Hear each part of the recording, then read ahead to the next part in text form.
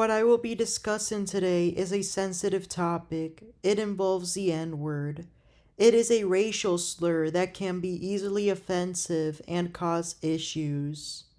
Apparently, a white lawyer in Wisconsin died minutes after using this racial slur. This was lawyer Jason Cleereman, and the person that killed him was Theodore Edgecomb, who was black. On the night of Tuesday, September 22nd, 2020, in Milwaukee, Wisconsin, this 30-year-old African American, Theodore Edgecomb, was riding his bike around the city. He suddenly ran into attorney Jason Cleereman, who was driving, and accused him of getting into his way. Cleereman had yelled out the N-word, which upset Theodore Edgecomb. Theodore then approached Cleereman and punched him in the chest. Cleereman would then get out of his vehicle and the two started fighting. Theodore then pulled out a handgun and shot Cleereman, killing him. Before shooting Cleereman, Theodore had followed him. Theodore then fled the scene and vanished. Cleereman's wife, Evangelina, was with him in the car and called the cops. Emergency personnel arrived and pronounced him dead. Evangelina was questioned by police and described what had occurred. The incident was then declared a road rage shooting. Surveillance footage around the city was checked in order to track down this shooting suspect. The Milwaukee Police Department identified him as 30-year-old Theodore Edgecomb, who had been arrested for previous offenses. Let me go over his history within Wisconsin's legal system. He and his wife divorced in 2015, a legal matter that had started in 2013.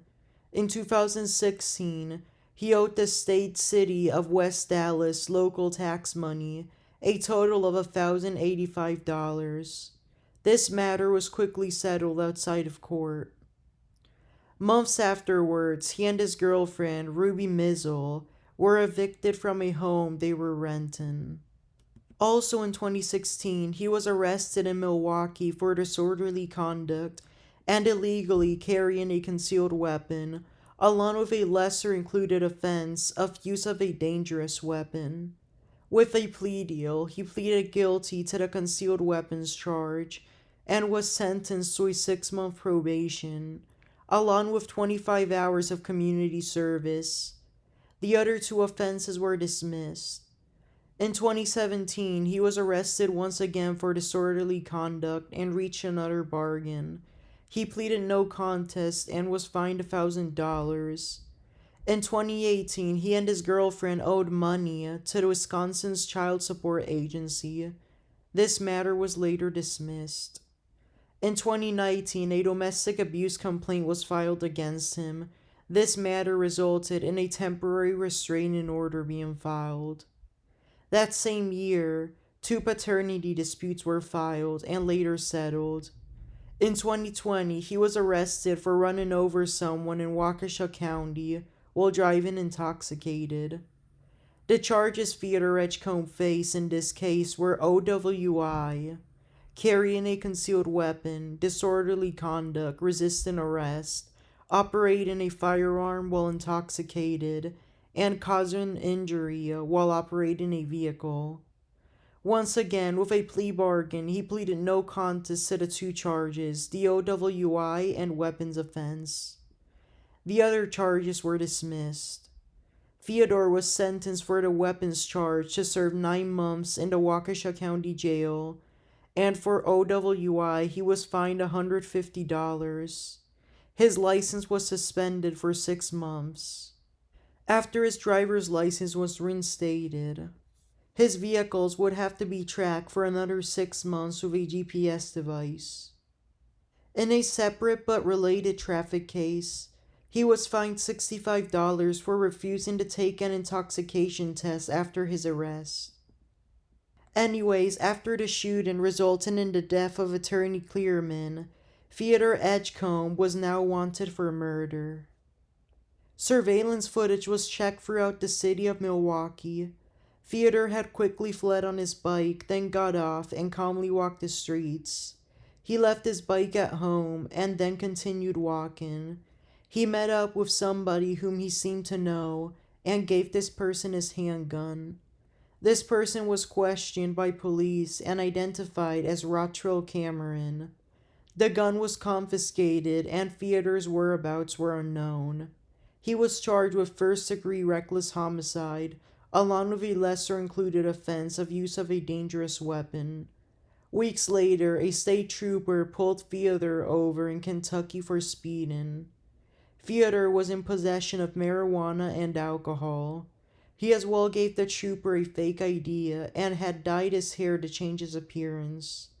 The trooper noticed this ID was fake, so he called for backup.